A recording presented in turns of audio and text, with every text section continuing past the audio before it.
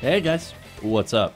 Welcome to the show, Round the Nation. I'm Jeff Waldorf. You know who I am. Most of you know who I am, I would think, because you guys are the only ones that watch the live stream. So I know you guys are great, and thank you for tuning in. You know what's funny? It's weird because I'm like, I realized I have like really good competition at this time for the live stream. We got Jimmy Dore over and Steve-O over in Aggressive Progressives with Ron Placone today. And then you also have the Rational National also doing his own live streams as well at this time.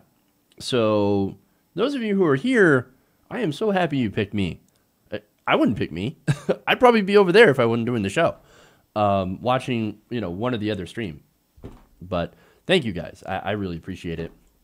Glad to see that you guys are here. Okay. So we got a good show for you guys today. We're going to talk about Mueller, what happened yesterday with Michael Cohen. That is a fun story. It's very interesting. We got somebody else bailing from the White House. I'll give you the details on that. Did they bail or were they pushed out? Fascinating. We'll talk about Ivanka Trump getting embarrassed publicly. You'd think that she'd be used to that right now. Then we'll go into something serious. We're going to talk about Israel, the protests in Gaza, and how Israel is now targeting journalists. Great. Wonderful. We've got that story. Something that a lot of people don't want to actually talk about. We've got the sex censorship bill that I didn't get to yesterday. And we also have a story, if we can get to it, the media trying to absolve itself of wrongdoing during the 2016 election. That is very interesting. So if we don't get to it today, we'll get to it tomorrow for sure. But I do want to talk about that because that is an interesting story of the media. But anyway, so hey, how's everybody today? I forgot to ask that. Thanks for tuning in, as I said before. If you haven't already, please give us a like and a share. It helps us get out. We need as many shares as we can. So, okay. Fun day. It's been one of those days. You ever felt like that it's just been one gigantically long day? And you realize that you've only been there for like an hour. That has been the last... Wait, how long has Trump been president for? Because literally, it never stops. Ever. Burnout is real, my friends. Trust me, I'm sure you guys get burnt out on hearing the news too. So, man, we got to do something. Okay. Anyway. So... Let's get started with Michael Cohen. Okay. I've always loved that tweets of rage. Okay.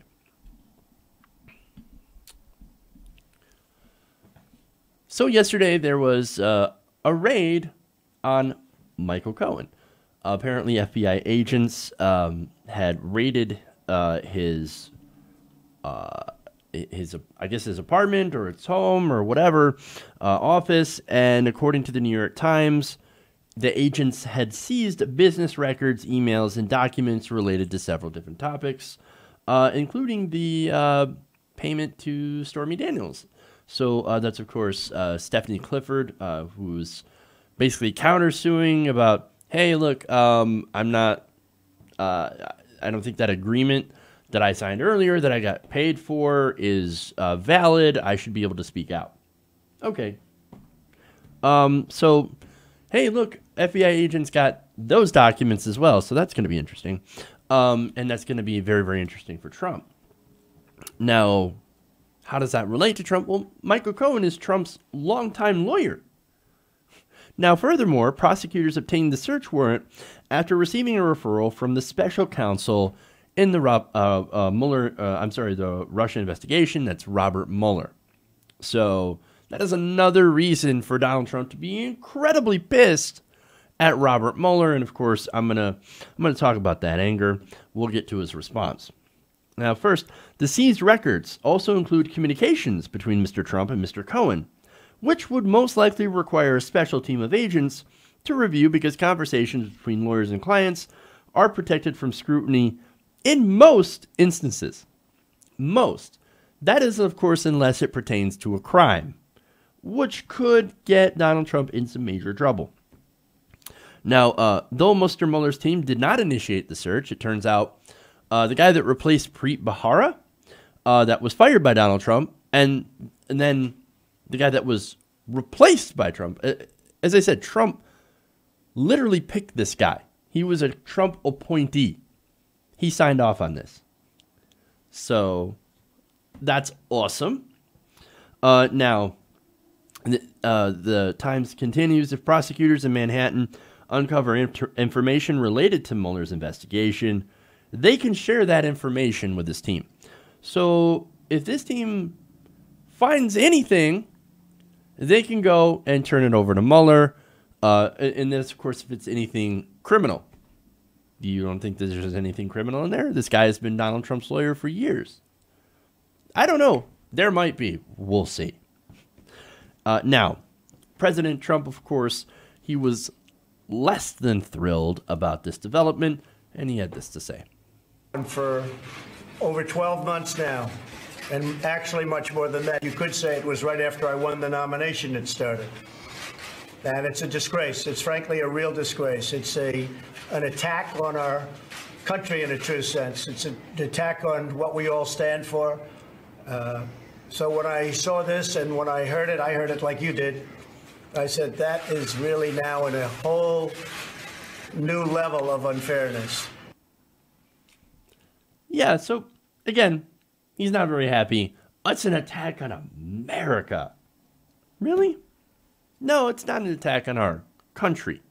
For one, the president is not the country. And it's not even necessarily an attack. Again, this is the FBI essentially doing their jobs.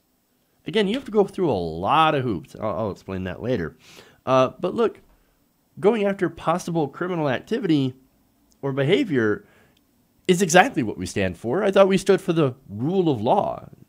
Don't you guys stand for the rule of law? Don't you believe in rule of law, Trump? No, of course not. Not when it deals with you. We also don't stand for paying hush money to porn stars. But speaking of that, let's get into how Trump is related. Now, Cohen, of course, said he used some of his personal money to pay off Stephanie Clifford. Now, she said that payment, of course, was designed to keep her from sharing details of an alleged affair that she says she had in 2006 with Donald Trump. Ugh. Again, that kind of grosses me out, that entire thought, but here you go. We're still talking about it. Now, Cohen said that he was not reimbursed for the payment, which was made 11 days before the 2016 election. So wait, he's basically saying that he made a $130,000 payment out of the goodness of his heart to shut up Stephanie Clifford. Without any expectation of payback, by the way. Because, look, the official story is, well, I never got paid back.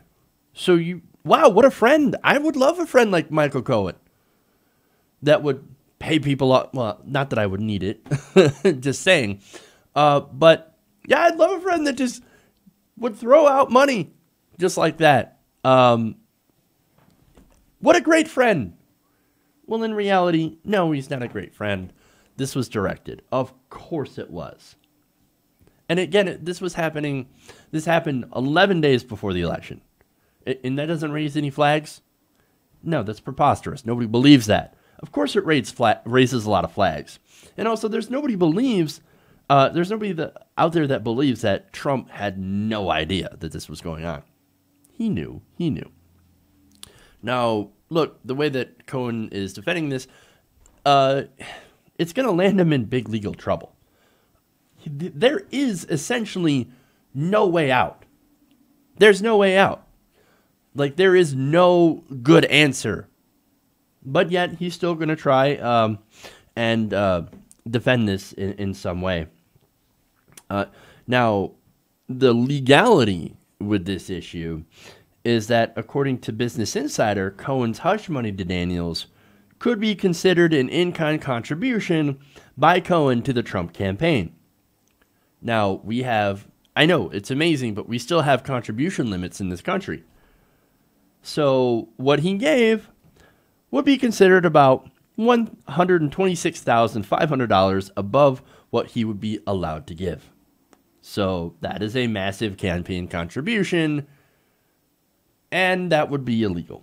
Now, if Cohen is claiming to have made the transaction on behalf of his friend and client Trump, which he is, the situation could be seen by Mueller and those investigating the Trump campaign as a coordinated, illegal, in-kind contribution by Cohen for the purpose of influencing the election. He has gotten himself into a fine mess. Again, he's got no escape, right? Either way, you look at it, he is in massive legal jeopardy. So, now back to Trump, right? So, upon hearing this, and we already had his initial reaction, talking to reporters, earlier this morning about the time where Fox and Friends was airing, Trump had tweeted this. I'm going to show you that. Total witch hunt. Actually, that's the second tweet. First, he says attorney-client privilege is dead. It's dead. It's dead, Jim. It's not coming back. And then he tweets, total witch hunt. I don't know about you, but look, that sounds like somebody who is a very stable genius. That sounds like there is absolutely no chaos, but just great energy inside the White House. And now, of course, surprise on Fox and Friends. This is something that they were saying. They were saying that this raid by the FBI is a total violation of attorney-client privilege. Of course. Now, there are other Fox hosts, or at least one other Fox host, the newly returned Laura Ingraham, tweeted, if by raiding the office of Donald Trump's attorney, the FBI violated Trump's attorney-client privilege, this is about to get really ugly. Now, is it? Is it? So here's the thing. In order to get the okay to raid Cohen's office, prosecutors would have had to get approval from high up. In this case, from Deputy Attorney General Rod Rosenstein.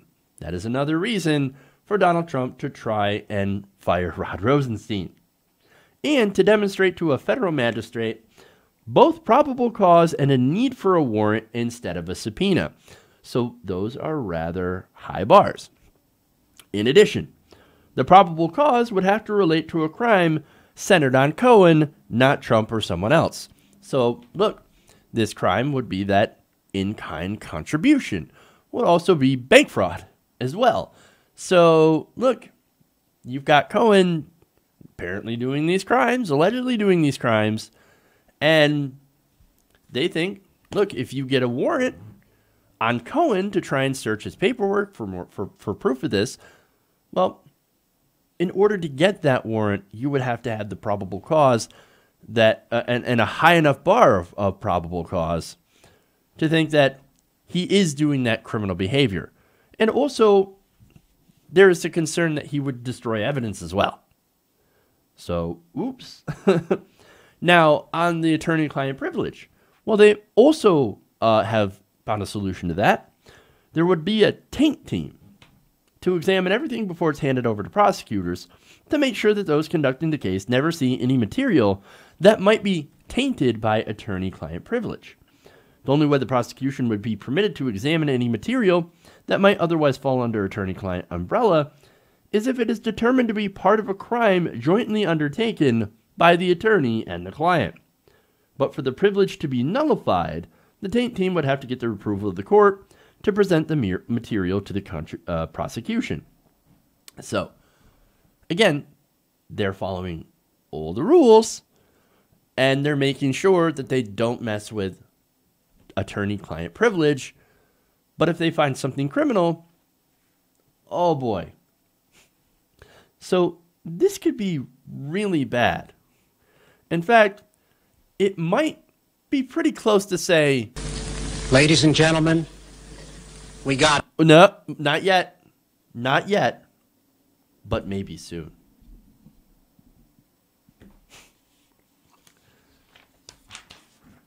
That would have been perfect if I hadn't hit this. I was so close. Okay.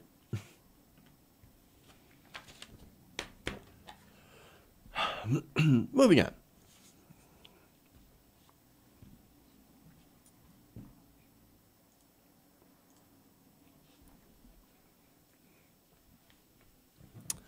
We have another resignation from the Trump administration. Another person has possibly pulled the shoe. Now, let me give you some context here from Axios. Now, they write that Bossett's departure isn't the biggest one to hit the White House, but it adds to the accumulated momentum of departures, sense of turmoil, and transition. Now, what are they actually saying? Why did he actually leave? Well, Axios is saying that originally Bossert was put in to kind of police Michael Flynn to make sure they didn't go quite off the rails. But, of course, Michael Flynn, he didn't last very long, and he got replaced by H.R. McMaster. Now, Bossert, again, was there to basically watch Michael Flynn and also focus on domestic terror threats.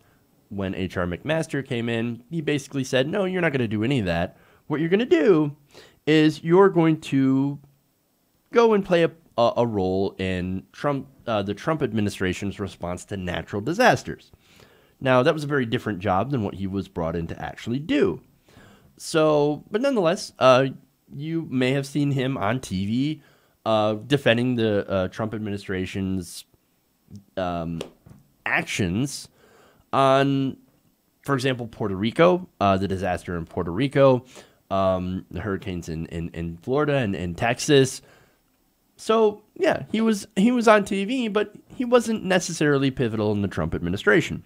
In fact, they said that Bossert didn't have much of a relationship with the president until those hurricanes, on which he briefed Trump. Now, Trump thought he did a good job, and for the most part was good on TV, because, of course, that's the only thing that matters. Does he look good on TV? Does he look good on TV? Oh, if he looks good on TV and he goes and defends my administration, then I like him. Then he's great. Okay, well, wonderful.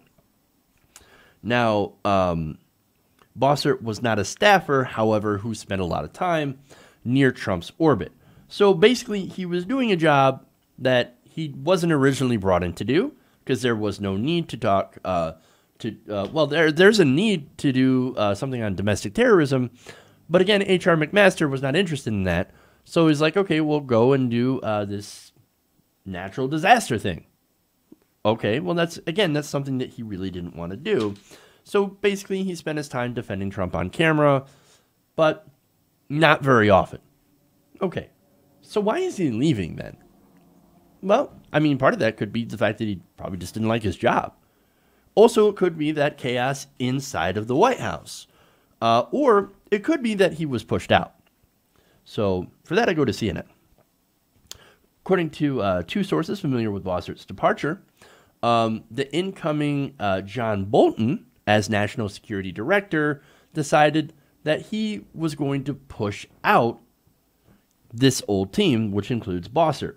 Now, Bossert, unfortunately, as I said, for him, he is getting pushed out because John Bolton wants his own team in place. Now, that's not unusual. However, Bolton has yet to announce any new hires to the National Security Council. Instead, he pushed out at least 2 senior officials in recent days. Now, nobody can explain why Bossert was pushed out, because he hadn't been planning on leaving. And that's the thing. He had recently been on TV doing the cable news circuit, so he was on television, he was defending the Trump administration, and Trump liked him, so what the hell? Where'd he go? Well, I don't know. I'm guessing it has a lot to do with John Bolton. Again, wanting to put in his own team, which wouldn't be unusual, but just I don't know. It's just really fast and really jarring, according to people in the White House. Now, look, Bosser was in the Bush administration. He was well liked by most White House officials. So again, a lot of people can't explain why he's leaving. So let me kind of hazard a guess, right?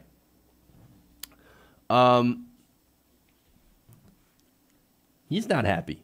And I think he pulled the chute. Look, when you look inside the White House, you see chaos. Here comes Mueller, right? You got John Kelly that's being sidelined. You got Donald Trump making snap decisions about who to hire and who to fire, right? Without consulting anybody. On and on and on, right? You've got this chaos inside the White House.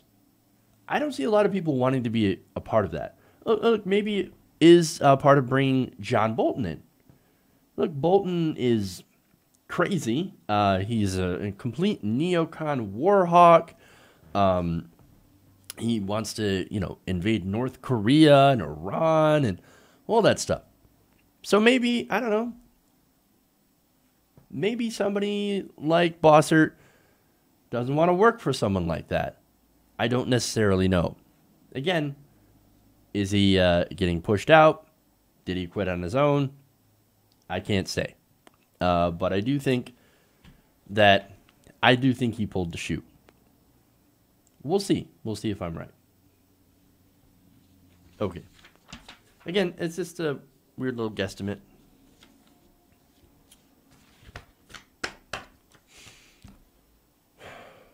Let's move on.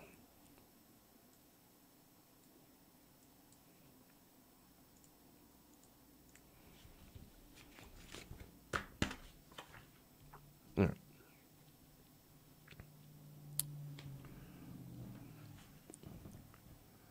So recently, Ivanka Trump has been trying to stay fairly low out of the spotlight because, of course, she gets herself into a lot of trouble.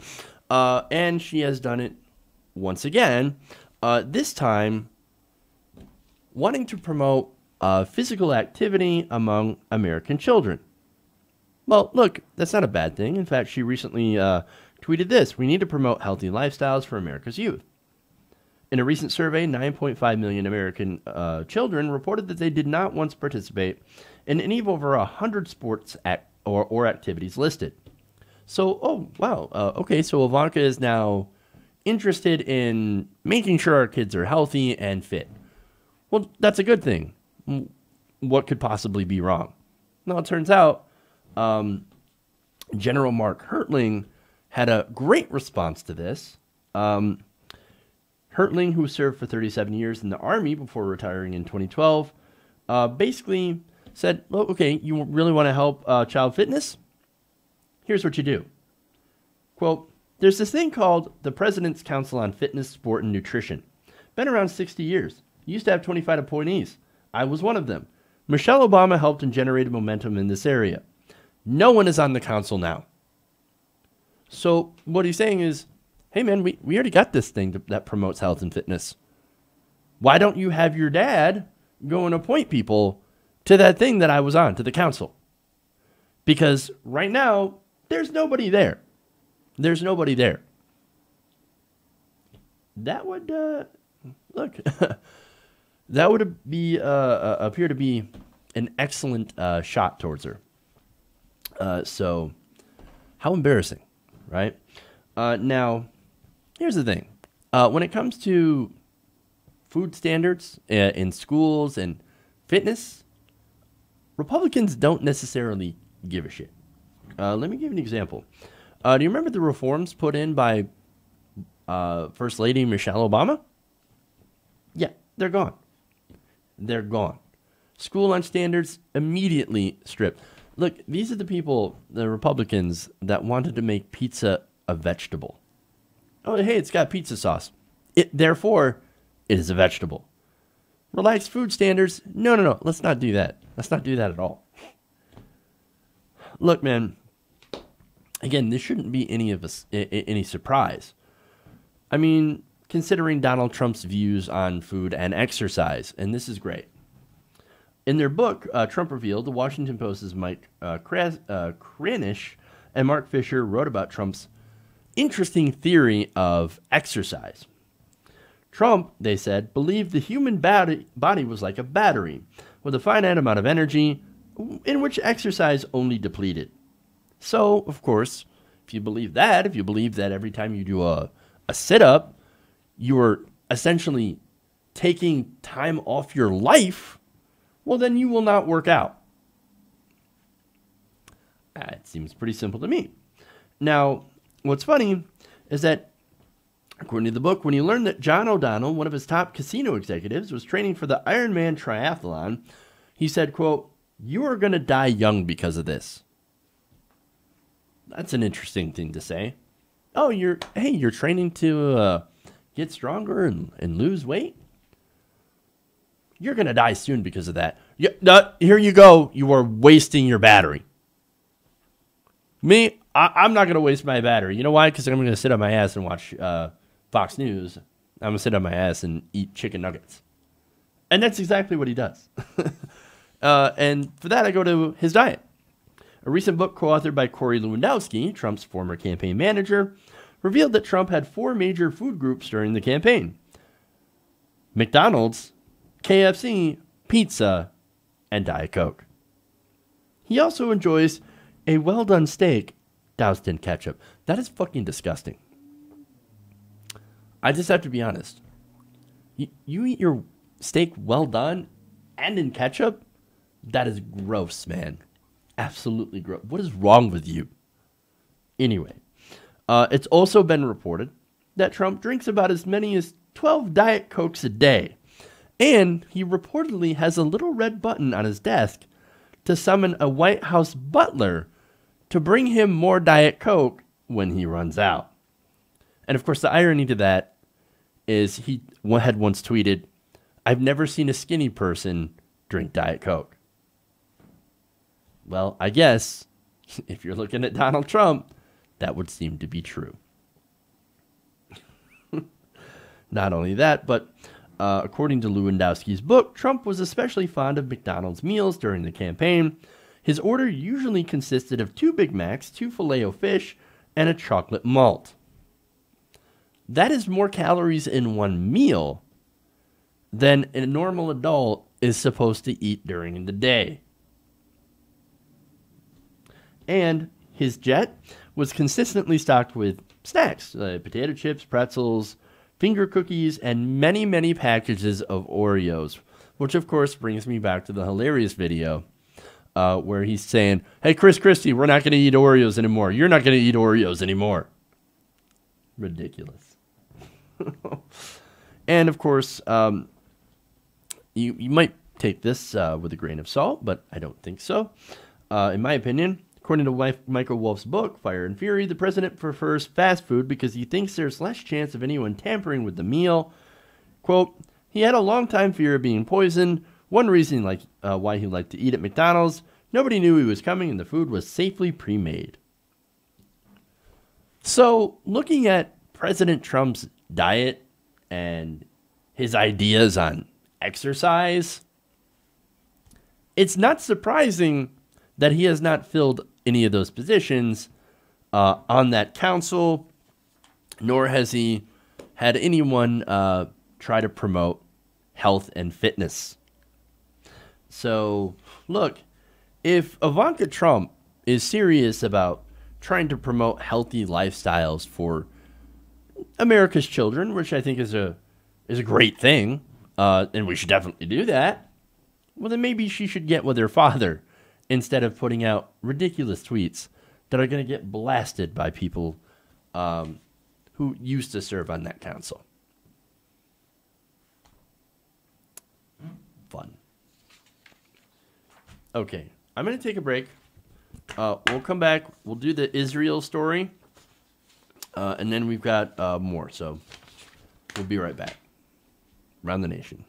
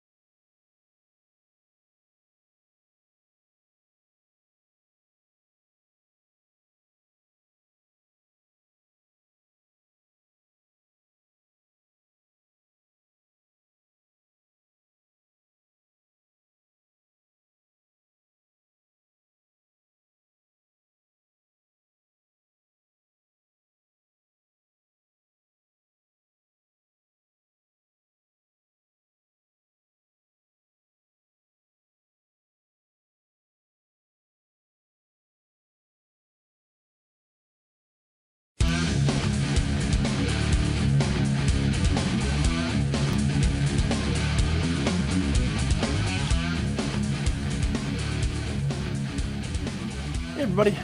Welcome back to the show. Run the Nation, right here at TYT Nation. If you haven't already, please hit the like and share button.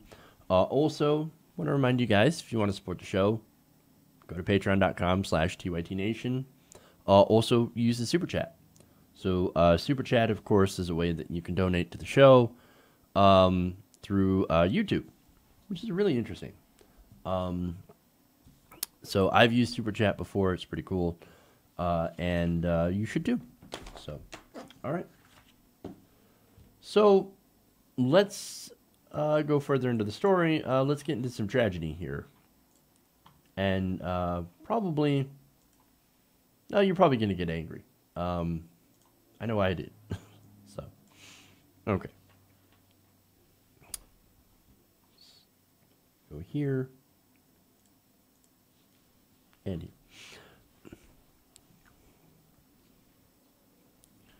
So recently there have been massive protests in Gaza.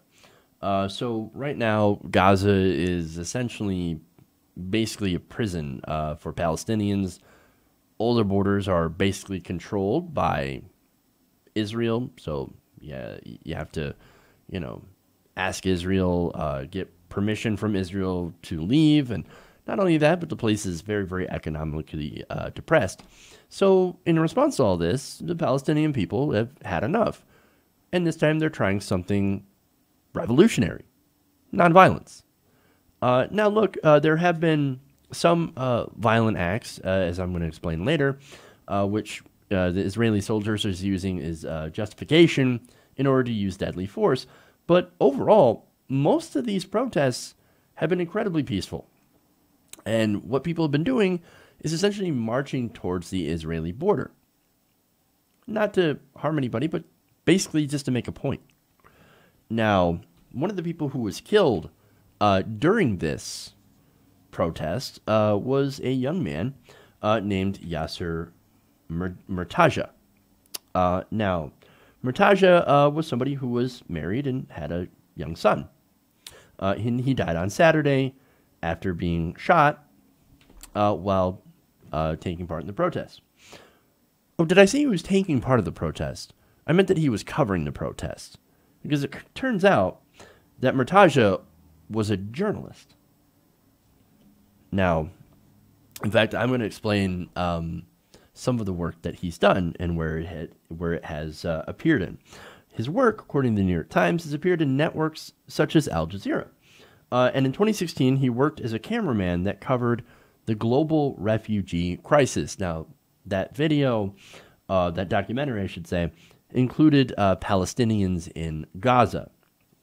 Now, Murtaja, whom friends and family described as ambitious and always smiling, was one of 9 people fatally shot on Friday after Israeli troops decided that it would be a great idea for them to use live ammunition on peaceful protesters. 5 other journalists were injured by live fire, as well, according to the Palestinian Journalists Syndicate. So, look, more devastating than Israeli forces using live fire on protesters, these people, these journalists, were also clearly marked as journalists. In fact, I want to show you some pictures here of Murtaja after he was shot. So let's go to it.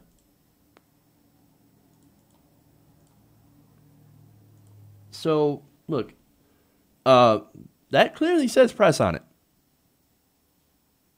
I mean, you can't get more clear than that. And somebody thought, no, it'd be a great idea to shoot him. Now notice that he's even wearing a vest, but still, he was shot in the stomach, which means that the gunshot had to come from the side. So, there's your context there. So, these people, as I said, these people were there to cover the protests. They were not violent protesters. But, look, if you get too, if you cover the protests, if you cover what's actually going on there, and if you get too close to the border, well, I guess that's it. You get shot, you get killed. Israeli soldiers apparently have the right to murder you if you get too close. But it's not just journalists. more than 1,000 people, including nearly 400 on Friday, when a 14-year-old boy was also among those killed, have been shot over the past week, according to the Palestinian Health Ministry in Gaza. Now, as you saw, he was wearing a helmet. He was wearing that jacket, that protective vest. And nonetheless, he was shot along with many of these other people, but this time he was shot fatally. Now, one person who was with him, Rory Donahue, who was a Middle East consultant and former news editor at the Middle East Eye, who spent time with Murtaza in Gaza, said, quote, he was kind, gentle, and caring, eager to become the best journalist he could be, because his aim was always to document the Palestinian people's suffering and actually get that out into the public. And, of course, that's super important, because once people actually understand what is going on in Palestine, then I think it's easier to understand why sometimes there are mass protests, is what's happening today, and there is violence in that area. It is because people are suffering. People are basically living in prison conditions in their own homes. There's no opportunity. There's no jobs. And you wonder why there is violence. I'm not saying that the violence is right, but I'm saying that it's understandable why people get violent. When you basically live in this police state / prison camp, whatever, people are unfortunately going to go towards violence. And that, of course, allows the Israeli soldiers, the right-wing government of Israel, to say, oh, look at these violent people. I guess we're going to have to crush them more and use live ammunition. Look, this wasn't an accident, okay? Right now, I think the biggest threat to the Israeli occupation of Gaza is the lack of world outrage at the conditions inside Gaza. And that's what these journalists are attempting to bring forward to the people. So I think this is leading to journalists, unfortunately, being shot, unfortunately, being killed by Israeli snipers. It's horrible there. What is it going to take for the world to get outraged? What is it going to take for Israel to stop doing this? Again, they want to blame this all on the protests. Oh, there's people throwing Molotov cocktails. There are people throwing rocks. There are people trying to cross the border, which I don't believe that they're trying to cross the border. They're trying to make a point by getting close to the fence. Does that give them justification to murder people? No, there is no justification for outright shooting people. Now, of course, the Israeli government say, well, no, we're just trying to wound them. That's all we're doing. We're just trying to defend our border against these unruly, these terrorists. And some of the people that we shot, they were terrorists. But not the majority of people. The majority of people out there are just regular people who are practicing non-violent resistance. And yet, again, these people are getting shot. These people are getting murdered. What is it going to take for everybody to pay attention? I don't know. It's horrible, man. Okay.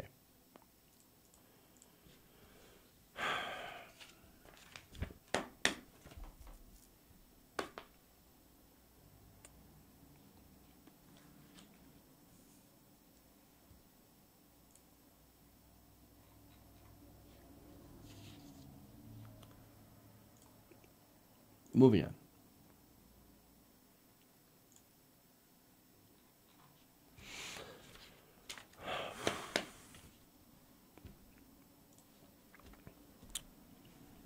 So just last month, Congress passed a piece of legislation meant to fight online sex trafficking.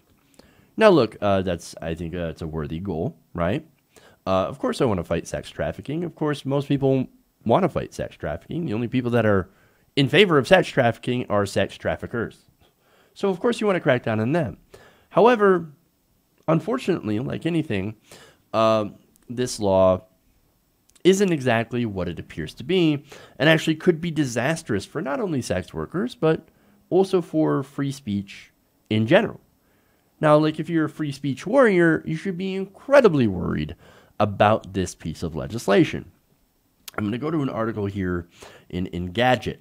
Now, they say that the Senate has passed the Stop Enabling Sex Traffickers Act, or SESTA, and the FOSTA allows states and victims to fight online sex trafficking act by a vote of 97-2. Wow, 97-2. That is near unanimous. Look, usually when Congress gets together, it's usually bad. When there is bipartisanship, hold on to your wallet or hold on to your rights. Because normally, as I said, Congress does not come together unless they're there to screw you over.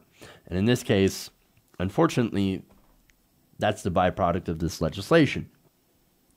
Now, the bill apparently removes protections for websites under Section 230 of the Communications Decency Act and makes sites and services liable for hosting what it very loosely defines as sex trafficking and prostitution content.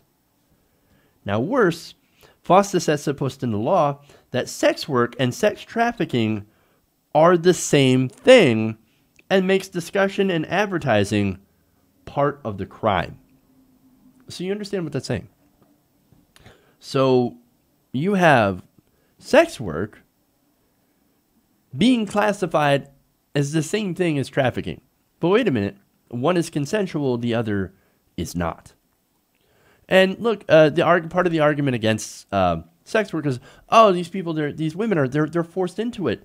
Not necessarily, and that is being disputed by sex workers themselves, who say overwhelmingly, no, we're not forced into it. We're not being trafficked. We actually choose to do this profession. So, and that's actually the majority, right? Now, according to the Freedom Network, which is the largest coalition of experts and advocates providing direct services to survivors of human trafficking, this group is against SESTA and FOSTA. They said, quote, protecting the rights of sex workers and not conflating them with trafficking victims is critical to the prevention of sex trafficking. Now, they also note that they have data that backs that up.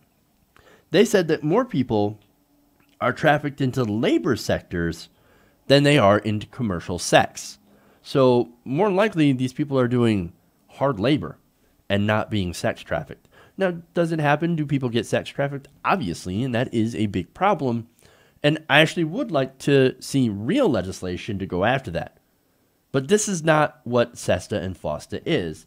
That actually will do the opposite. Now, on the free speech front, let me tell you how this impacts that. The Technology and Marketing Law blog wrote that there is no mistaking that FOSTA-SESTA had violated or will violate the First Amendment. Plainly states that the statute implicates constitutionally protected speech. How?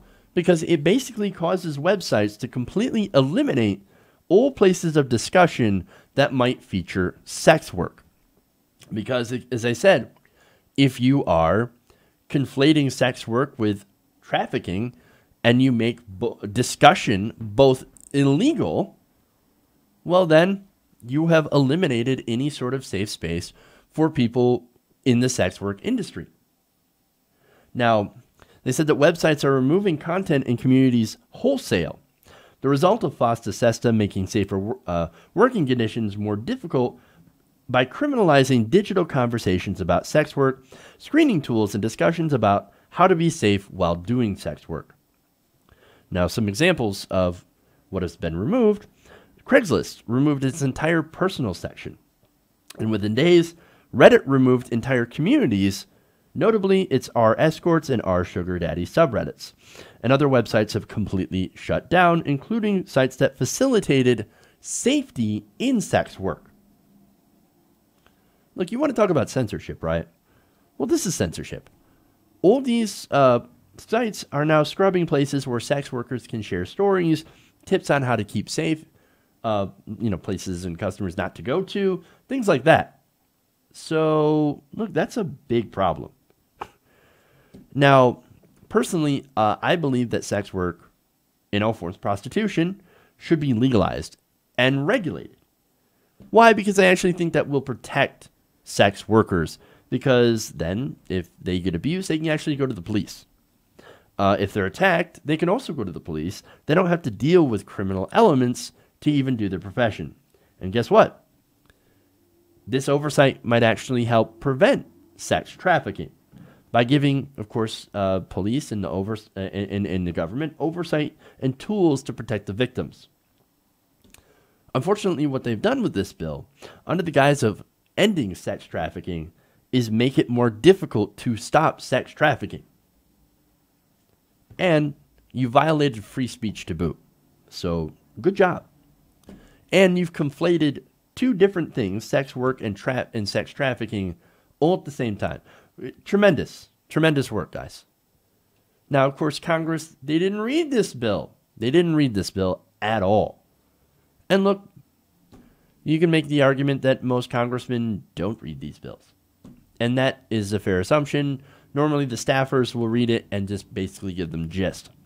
Then again, who wants to be seen voting against the sex, what is it? Stop Enabling Sex Traffickers Act. That right there would be political suicide.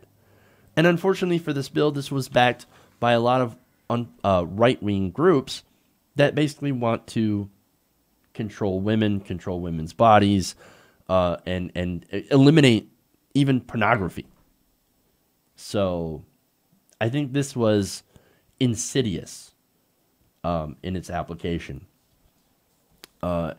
It's taking something that a problem that a lot of people want to actually solve and not solving the problem, making the problem worse, and criminalizing something else.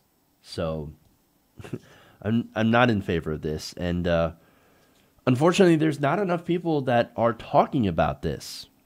And I'm sure a lot of these senators had great intentions. But unfortunately, these groups that were pushing this bill and naming this bill, they knew exactly what they were doing.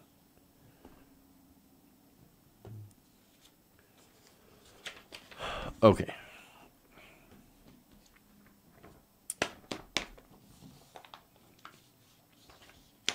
I got time for news deserts. Okay.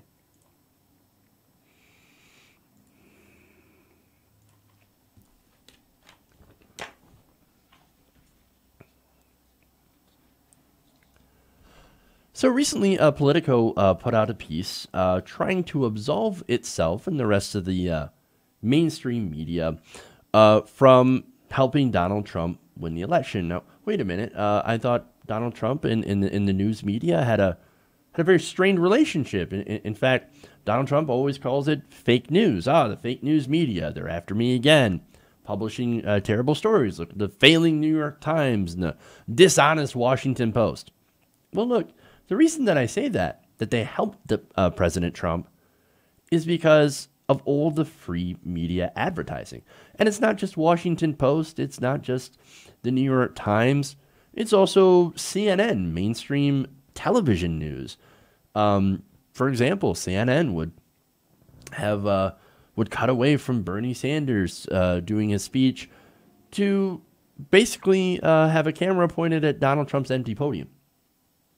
During the election, that happened a lot. In fact, Donald Trump got about $2 billion worth of free advertising during his election campaign. He didn't have to spend that much money on advertising. Hillary Clinton outspent him 2-1 on ads. So now, of course, with that context established, here you have Politico saying, hey, man, it's not our fault. It turns out that the places where we didn't have reach, well, those were the ones that voted for Donald Trump. See, it's not our fault. It just people weren't reading us because they were in what we call news deserts. Now, Politico, the Politico article explains that Trump had flourished in areas with a below average number of people subscribing to news, Again, this is what they call a news desert.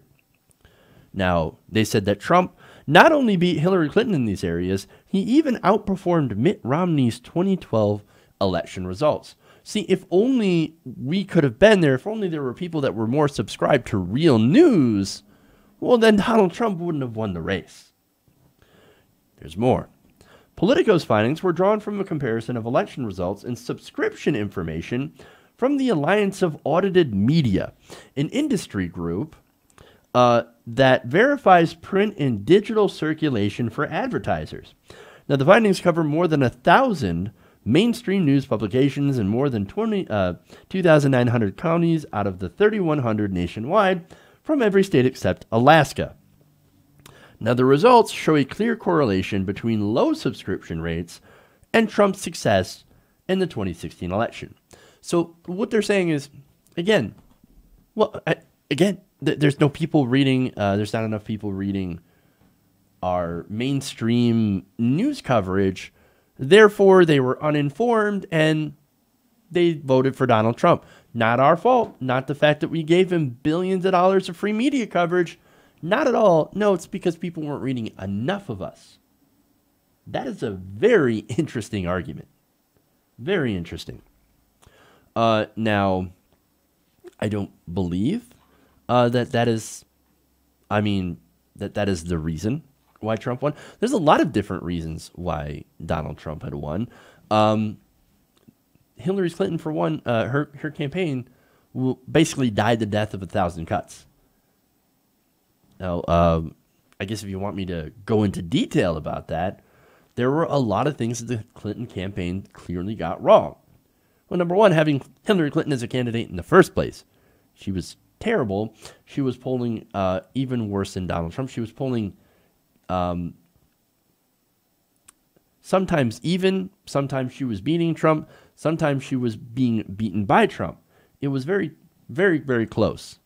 So in some of the polls, of course, she was just barely ahead within the margin of error. There was another candidate that actually did far better in polls against Donald Trump.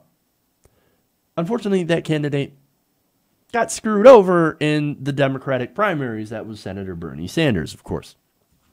So that's one reason she lost. The other reason is, of course, she was very, very unpopular, disliked by a lot of people, even a lot of the Democratic base, the progressive base, were not in favor of her.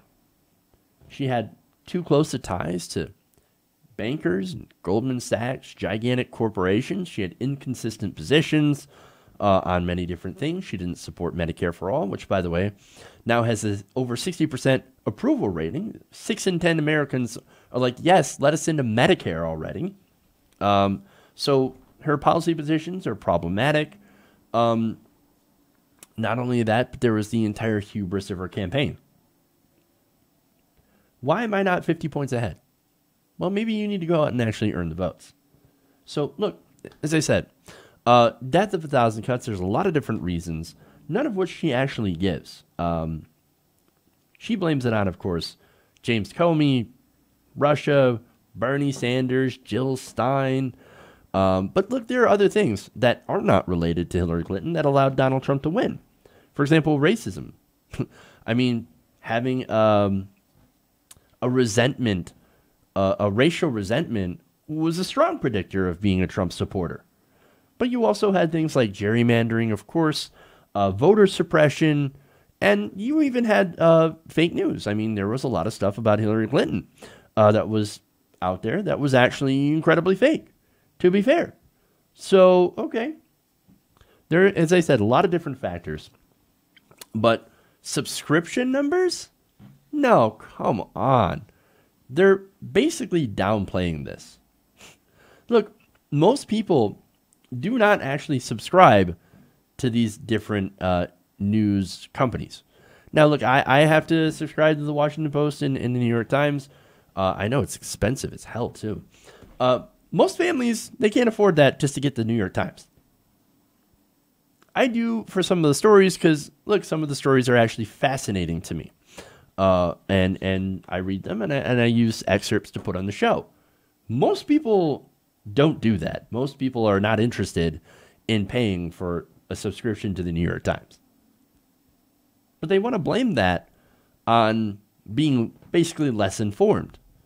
And they want to blame that on, or they want to blame, use that to basically say that Trump won because these people were not subscribed to our mainstream news outlets. No, that's crazy. I don't agree with that at all. This is another way to basically say we had nothing to do with this. Not our fault. Not the media's fault. Nope. Donald Trump, in fact, we need more.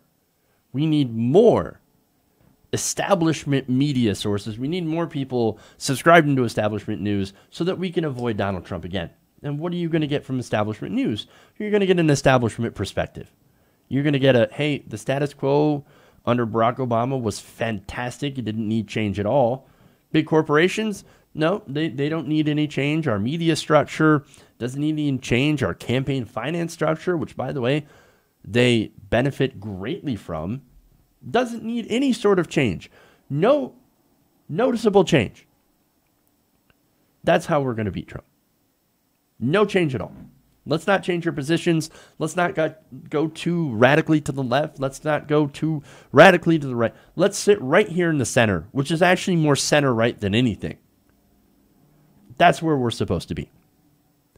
That's the establishment perspective. Let's not rock the boat, because guess what? The status quo works incredibly well for us because we're super, super wealthy. That's what we talk about when we talk about the establishment bias. Okay? And of course, the rest of the media, most of them, or a lot of them, are going to interpret that says, well, look, if we want to avoid another Trump, then we have to make sure that most people, or more people, read establishment media and get the establishment perspective. Well, that's not true. Look, here's the thing about establishment media and the people who consume establishment media. These people are generally older. These people are in their 60s and 70s, right? Younger people who are the next generation of voters. These are people who get their news online from independent media, independent non-corporate media.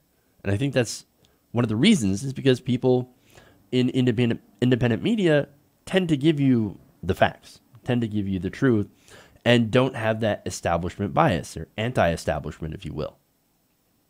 Because, look, our business model isn't advertising. Our business model is telling you guys the truth and giving you our perspective, which is a much more liberal perspective. And younger people are much more liberal. So, look, mainstream news, local news as well, cable TV, those industries, unfortunately, are dying. I think that this is just part of old media trying to reassert itself. No, we're the arbiters of real news. We're not the fake news that you see online or the fake news that you see in other places. You need to come back to establishment media because we're the only ones that can actually give you the real news. We're the only ones that you can trust. It's ironic because, of course, there have been a lot of places in establishment media, Fox News, for example, that do that same line. We're the only ones you can trust. And Fox News has been maligned by establishment media for doing that. So it is really interesting. So, look, there is a lack of trust in the establishment media. I think we all know this already, right? And this is a problem that existed before Trump. Did it lead to Trump? No, I would say yes, maybe partly. That is, of course, one factor is, hey, look, we don't trust what you're actually telling us. You're not giving us the entire story. We're hurting, and you're saying the economy is great. No, that's not true at all. I don't agree with that because I can look in my checkbook, I can look in my bank account, I can look at my wallet and point out where you're wrong in 100 different ways. The establishment is not working on our behalf. The economy is not fantastic for the rest of us, people in Main Street. But they only get that opinion from Wall Street. So, yes, there is no trust, especially among young people, as I mentioned before, get their news online. And look, Trump was able to reach a lot of these people who have that point of view. Now, unfortunately, what Trump was selling was a lot of snake oil, but he did talk about trade deals like NAFTA, which were pretty disastrous. He said he was going to create jobs. People saw that and was like, oh, jobs. I like jobs. Yeah, of course we want jobs. So, yes, you do have a problem with uninformed people voting, no doubt. But they also ignore in the study that informed people, college-educated people, also voted for Trump. In fact, there's a large group of people, one of Trump's core support was more affluent, white, educated voters. That group that votes very, very reliably and is traditionally Republican is turning away from Trump. They're actually more likely now to vote for Democrats than they are for Republicans. So you can't say it's people that are necessarily uninformed. You also can't say that it's necessarily people who are poor, who live in these so-called news deserts and can't afford to subscribe. Poorer people were actually more likely to vote for Hillary Clinton. And more affluent people, as I said, are there to vote for or were interested in and had voted for Donald Trump. So, again, this is just, I think, another hit piece against independent media, which doesn't necessarily address independent media, but I think the implication is quite clear. Don't trust anyone else but mainstream corporate media unless you want to get another Trump. And I think that's the wrong message to send. Okay. Let's hope I made sense.